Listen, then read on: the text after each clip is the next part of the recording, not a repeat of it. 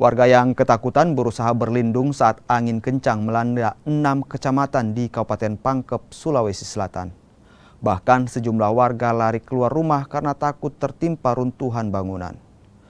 Akibat angin kencang, 30 unit rumah warga di 6 kecamatan rusak di bagian atap dan tembok.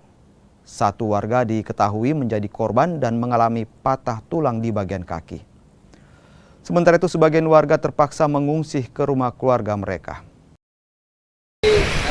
Kami dari BPBD itu dengan arahan pimpinan mulai masih subuh itu sudah diberi arahan oleh Pak Wakil Bupati, karena kebetulan Pak Bupati lagi umrah.